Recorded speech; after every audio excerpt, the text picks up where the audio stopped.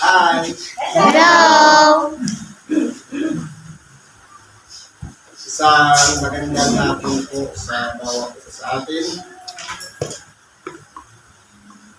Nandito po tayo sa regular na gampaling. Ang muling gawain dito sa Sanggol para sa taong 2023. Mamaya, meron pa tayong gawain. Gabi naman. Siguro po, marami na tayong natutunan o naunawaan sa mga naunang nagtalakay ng mga mensahe sa oras na ito. Sabi nga, kinakailangan yung pagkain na ating nilasahan, tinikman at kinain, hindi lang tikim. Hindi dapat makapasok sa atin. Kasi kung halimbawa, kahapyaw lang yung salita, napakinggan lang natin, wala namang aplikasyon, hindi nakapasok sa puso, baliwala. Sabi nga, para malaman mo ang pagkain na masarap, dapat nalalasahan mo yung tamang timpla. Hindi sa maalat, hindi sa maasim, hindi matatla, umakait. Magkatimplado lahat. Ngayon po, meron pa tayong isang aralin. Ayon po sa Ebanghelyo ni Apostol Juan, sa Kapitulo 12, versikulo 44, hanggang sa 50. Ganito po ang sabi.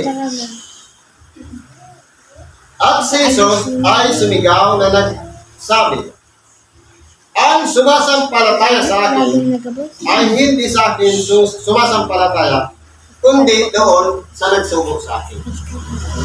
Ibig sabihin, yung lahat ng mga nakinig at sumampalataya sa ating dakilang Panginoon, kahit ang ating dakilang Panginoon, hindi niya inako yung sampalataya sa Kanya, kundi pati sa Ama na sa Kanya yung nagsugo. Ibig sabihin, may pagpapakumbaba ang ating dakilang Panginoon na ang kapurihan ay para sa Diyos naman. Siguro, kahit naman sa mga alagad, kapag nagpapasalamat tayo, kapag tayo gumagaling, o nagtamunan ng kagalingan ng ating karamdaman, hindi ba gano'n din ang ginagawa? Doon ka magpasalamat. Tama po. Sapagkat yan ay naging halimbawa ng ating dakilang Panginoong Jesucristo. At ang nakakita sa akin ay nakakita doon sa nagsubok sa akin.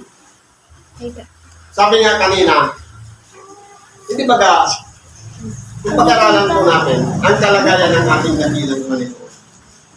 Sabi sa mga awit, bago ang mga patibayan ay nagawa naroon ako. Bago nilikha ang mga kalaliman naroon ako. Kahit yung mga tanglaw sa kalangitan, naroon at sa makatuwid kasama na ng Diyos ang ating dakilang Panginoon. Sa kalagayang katulad din ng Ama bilang isang Espiritu.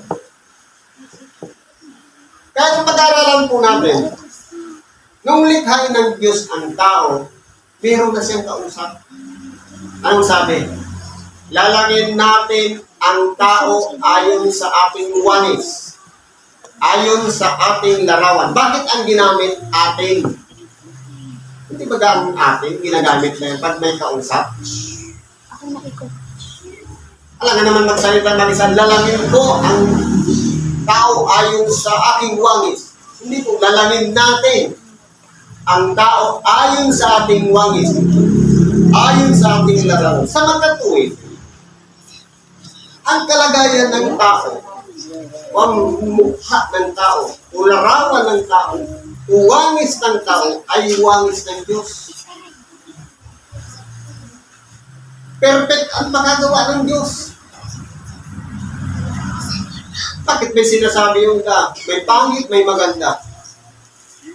Siguro kung noon, hindi pa naman natin alam yung termino na pangit at maganda.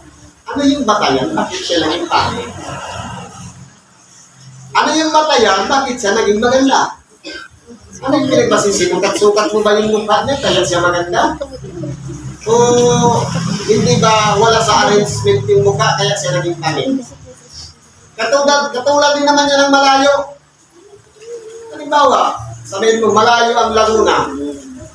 Depende yan sa distansya kung saan ka galing. Pero kung taga Muntinlupa ka, sabihin mo malayo ang Laguna, hindi, nagsisinungaling ka. Ibig sabihin, pag sinabi mo malayo ang Laguna, kung galing ka ng Bicol. Pwede mong sabihin malayo ang Naga kung nasa Manila ka. Kaya po, pag sinasabing malayo ang isang lugar, depende yan sa lugar kung nasaan ka na manggagaling, yun ang distansya na sinusukat. Ibig sabihin, may batayan. Ganun din naman sa sinasabing maganda. Kapag sinabi mong maganda o gwapo, meron kang basihan, bakit siya naging gwapo o maganda? Meron kang basihan, bakit siya naging pangit? Ang mukha. Ano yung pinagbabatayan? Pag-aralan po natin, larawan tayo ng Diyos. Nilikha tayo ayon sa larawan ng Diyos. Perfecto. Tayo na lang po ang hindi nag-ingat ng ating sarili. Bakit hindi natin pinahalagahan ang ating nag-iisang mukha? Kung pag-aralan po natin, panlabas lang yung nag-aanuhan. Ang tinitingnan nyo nung nasa kalooban ng puso. Aralin po natin, hindi ba kayong mga mayayaman, mapuputi? Pero sila naman yung may mga pangit na ugali. Mapagduwahagi, saking, at hindi marunong mahabag sa kapwa. Pero yung mga mahihirap kahit butas-butas ang bubungan, kapag nilapitan mo yan, hiningan mo ng isang basong tubig. Meron nga yung mga nag-social experiment, nagtatagumpay sila. Sapagkat kahit yung kita na nila, kahit malugi sila, dahil sa pag-ibig, ibinabahagi nila sa kapwa. Dahil po sa pusilat na puso. Ibig sabihin, hindi yan tinitingnan sa panlabas na kanya dahil maganda yung hitsura natin, makinis ang balat natin, yun na yun, kundi yung kalagayan ng ating puso. Kaya po yan po, ang nananahan sa buhay natin, yun na yung tinatawag na larawan ng Diyos, wangis ng Diyos. Kaya, kung pag-aralan po natin, nagtatanong yung mga alagad, sabi na natin dahilan tayo, ang nakakita sa akin ay nakakita na sa Ama. Dahil po sa mabubuting kalagayan mo na ipinapakita ng ating dahilan sa Panginoon. Kaya po, lahat tayo ay nilikha ayon sa larawan ng Diyos. Lamang tayo po ay nadala ng pagkakasala ng sanglibutan. Naturuan tayong magnakaw. Naturuan tayong makalipusta sa kapwa. Naturuan tayong manlait at magpahamak sa kapwa. Kaya yan po ang isang bagay na pinakakalaban natin, yung ugali. Kaso po, pag kami sa pan-general po kasi tayo pag nagalit. Halimbawa, ang isang tao may ginawang masama sa atin, galit na tayo sa kanya lahat sa punyang pagkatao. Magalit lang tayo doon sa kanyang ginawa. Pero may mabuting pagkatao pa rin siya. Yung ginawa lang niya ang pagalitan mo. Pero siya, may gininto ang puso pa rin niya na handang magpakilala o kaya tumanggap ng pagkakamali at magsisi ng kanyang nagawang pagkakasala. Kaya tayo, maraming siguro, meron siyang problema, stress, o kaya napapapunta sa buhay, kaya hindi na nakontrol ng utak ang kanyang mga ginagawa at sinasabi. Kaya ginagawa niya on.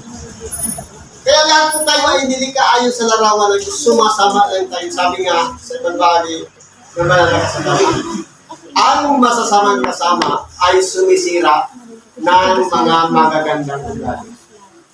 Kaya kung halimbawa, nasa loob lang tayo ng isang tahanang mabuti, nagsasadyos, yung mga nawa, maayos lahat mga mahabagin.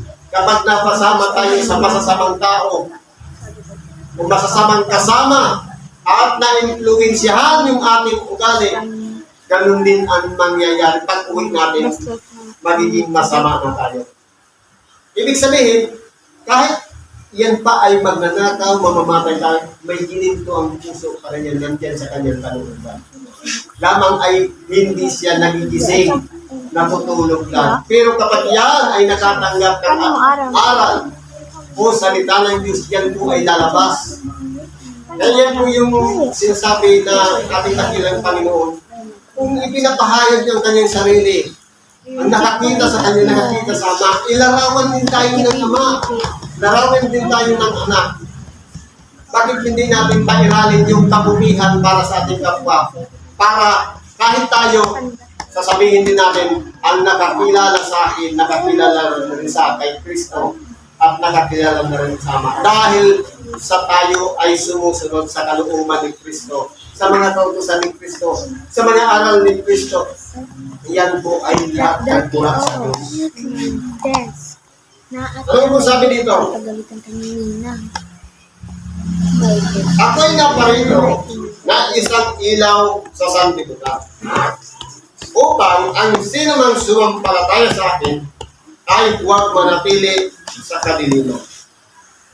Kung pag-aralan po natin, hindi taga sa isang lugar na madilim. Kung ikaw ay may daladalang liwanag, ang lahat ay maliliwanagan. Sa magkatuwid, kung ang mga tao noon sa Israel ay na-influensyahan ng mga eskribas, mga parisiyo, ng mga sadusiyo, at ganoon din ng mga Romano sa kanilang mga katampalasanan. Kahit na yung mga saserdote, yung mga parisiyo, alam nila yung mga kautusan, pero ang ginagawa nila, ipinapasan sa mga tao, pero hindi sila kasama dahil hindi sila tunay na tagasunod sa Diyos. Kung tagasunod sa Diyos, sa mga kautusan ng Diyos. Kung yan nangyayari, sila po ang parang pinagkatiwalaan na ng mga kautusan, pero ang tagagawa yung mga tao, hindi sila kasama sa pagsunod. Tingnan mo nga naman ang ginawa nila.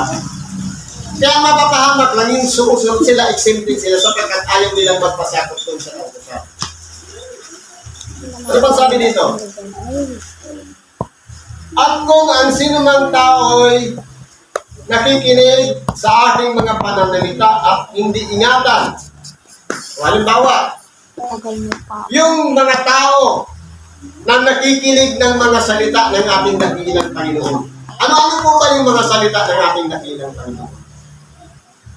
Hindi ba kasi pinaniwanan ng ating dakilang Panginoon? Halimbawa, sa kautusan. Anong halimbawa ng ating dakilang Panginoon? Huwag ninyong akalain ito na parito upang kawalang bisa ang kautusan, kundi para ipaliwanag kung ano ang ibig sabihin ng mga yan. Hindi ba nga, nagatnan yung mga 10 kautusan, yung mga kalatuntunan ni Moises. Pinaliwanag lahat yun ng ating dakilang Panginoon. Itinuro din niya yung sa pagkagalit. Ang magalit, normal. Pero ang magkimkim, masama na yun. Na tumatagal sapagkat nakapasok na doon ang Diyos. Sabi nga, kung kayo'y magagalit, iwasan din yung kayo'y magkasala. Huwag yung kalulukugan ng galit. Ang kalulukugan ng araw ang inyong galit upang hindi mabigyan daan ang Diyos. Kapag po ganoon ang ginagawa natin, ano pang tinuro po ng aming dakilang Panginoon? Itinuro din niya ang tungkol sa pakikiapid. Sabi dito,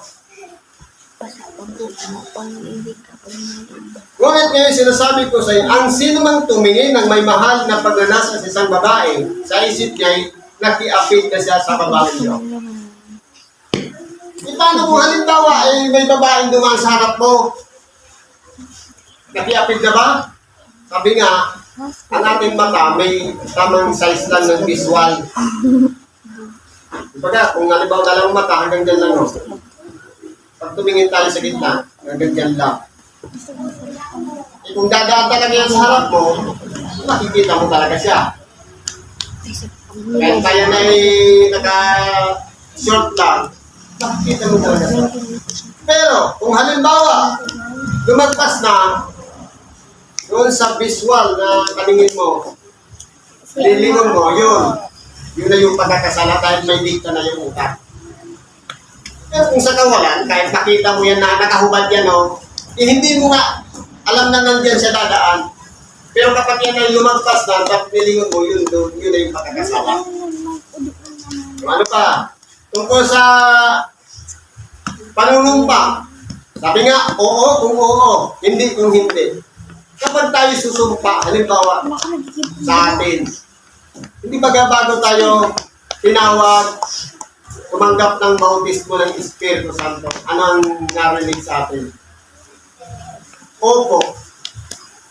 O kaya oo. Pero ang humigit pa dito ay mula na sa masama. Kaya kung sumagot tayo ng oo, sundin natin yung sinabi natin oo. Ingatan natin yun. At sumagot tayo ng hindi, huwag nating pilitin yun. Ano ba tinuro na natin dakilang Panginoon? Sa pagpaparaya, kung sino man yung kanay, magsampal sa kanan mong pisking, bigay mo pang kaliwa. Halimbawa, sinisiraan ka ng kapitbahay mo inaaraw-araw. Okay lang yan, kahit linggo-linggohin niya pa, kahit buwan-buwan niya pang gawin niyan, siya naman ang napapahamak, hindi naman tayo. Huwag natin patulan. Hayaan lang natin yung mga naninira na yan. May kakatulan naman ng Diyos para sa kanila. Tayo yung sinisiraan. Kapag nananasa buhay natin si Kristo, hindi tayo ang sinisiraan, kundi si Kristo nandilito sa ating kalooban. Naka-counted lahat yan sa Diyos. Ano pa tinuro ng ating dakilang Panginoon? Yung pakikipagkapwa-tao patungkol sa namimili lang tayo ng iibigin natin. Sabi nga, narinig yung kanan ninyo, sinabi, ibigin ninyo ang inyong mga kapwa at kapuutan ninyong mga kaaway. Ngunit kayo sinasabi ko sa inyo, ibigin ninyo ang inyong mga kaaway at idalangin ninyo ang sa inyo yung nagsisiusig. Itawa, may kaaway na naman, tayo na naman yung inaaway. Sabi nga, ibigin, alam na naman, kaaway na tayo, may dala-dala tayo, yakapin mo pa. Ano pag-ibig? Idalangin natin siya, maglinaw ang kanyang pag-iisip para bitawan na yung itat at humingi ng suri sa atin. Di ba may magagawa tayo? Itinuro din niya yung paglilimos. Yung paglilimos na kinakailangan yung ginawa ng kaliwa, huwag nang malaman ng kanan. Kung kapag nagtulong tayo sa ating kapwa, huwag na natin ipamalita na mayroong ikangakong binigay doon. Yung tao kamo, yung pamilya kamong yung binigyan ko ng bahay, ipinagkakalat pa natin. Dapat hindi po gano'n. Itinuro din niya yung pananalangin na kinakailangan manalangin tayo sa lihim sapagkat bago pa natin salitain o sabihin sa pamamagitan ng panalangin ay tagos na ng Diyos ang laman ng ating pag-iisip. Itinuro din niya yung ama namin sa pananalangin. May format po yun. Itinuro din niya yung tungkol sa pag-aayuno. Na kinakailangan pag-aayuno, hindi pakitang tao na sasabihin na tayo nag-aayuno, kundi yung mga hindi kapansin-pansin na tayo nag-aayuno. Kaya po kung yan ay lahat tinuro ng ating dakilang Panginoon sa bawat isa sa atin, sabi dito, at kung ang sino tayo nakikinig sa ating mga pananalita, pinakinggan natin, binigyan natin ng halaga yung mga salitang sinabi ng ating dakilang Panginoon na nakasulat sa banal na kasulatan at hindi iningatan. Kumbaga, binaliwala natin, ay hindi ko siya hinahatulan sapagkat hindi ako naparito upang hukuman, upang humatol sa sanlibutan, kundi upang iligtas ang sanlibutan. Kaya kung titingnan po natin, yung pagparito ng ating dakilang Panginoon, sinugo siya para mangaral ng mabuting balita. At yung mabuting balita, sinulat ng kanyang mga alagad.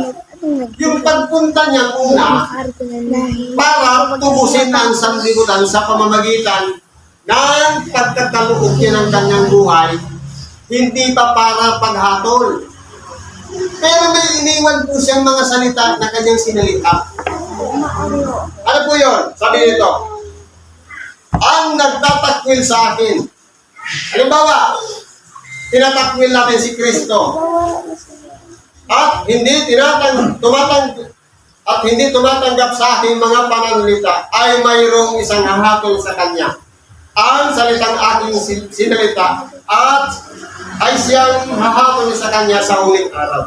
Ibig sabihin ko pala, lahat ng mga napakinggan nating aral o ibanghilyo, anumang araw yan, Sabado man o Linggo, basta tayo nagsimba at tinanggap natin sa ating sarili sa pamamagitan ng ating mga kalinga at pinapasok natin sa ating puso. Kapag yan po ay hindi natin iningatan, yun po yung hahatol sa atin, yung mga salitang tinanggap natin. Paalala natin, kaya kinakailangan sa buong maghapon, i-recall natin yung sarili natin.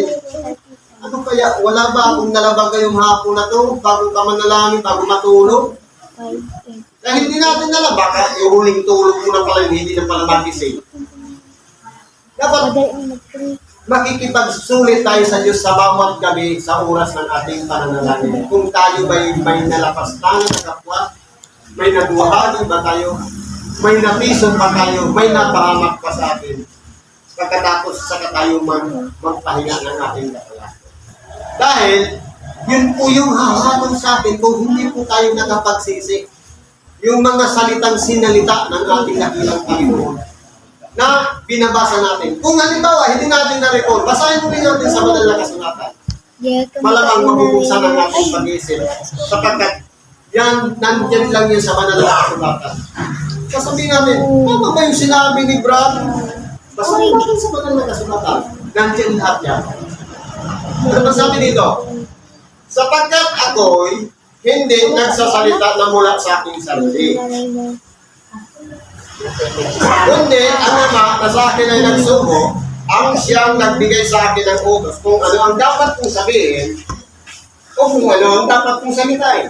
At nalalaman ko na ang kanyang utos ay buhay na walang hanggan. Ang mga bagay nga ay sinalisalita ko ay ayon sa sinabi ng aking Ama, gayon ko sinasalita. Ibig sabihin, yung aral pala na ipinapahayag ng ating dakilang Panginoon, papunta pala yun sa buhay na walang hanggan. At siya rin yung magiging daan patungo doon sa buhay na walang hanggan. Sapagkat, magsasakripisyo nga siya ng kanyang sarili bilang pantubos na tayong lahat ay makasalanan. Nung dumating ang ating dakilang Panginoon, tayong lahat ay tinubos, binili ng walang katumbas na halaga. Pero sa mga Romano, katumbas lamang ng 30 putol na pilat ang buhay ng ating dakilang Panginoon. Pero po, dahil sa pagtubos na yan, tayo po'y sumampalataya, nagsisi at nagsipagbalik loob sa Diyos. Naging bukas na sa atin yung daan papunta doon sa buhay na walang hanggan. Kaya po, nandun yung iniwan sa atin yung mga aral. Nang sa ganun, yun ang mga aral na pinapakinggan natin sa bawat pagsamba. Yun po ay dapat pag-ingatan natin, pagkulay-kulayan natin.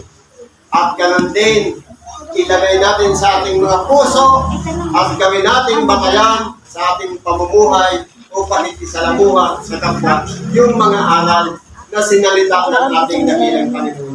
Sapagkat yan po ay mula rin sa nagsugo sa Kanya.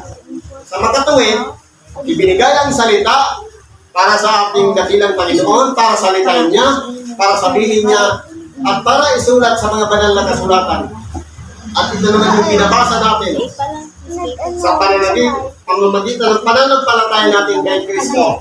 Ninubos tayo ng pagkakasala at naging daan na yun upang mapalapit tayo sa Diyos. Meron po isang iniwang mga salita.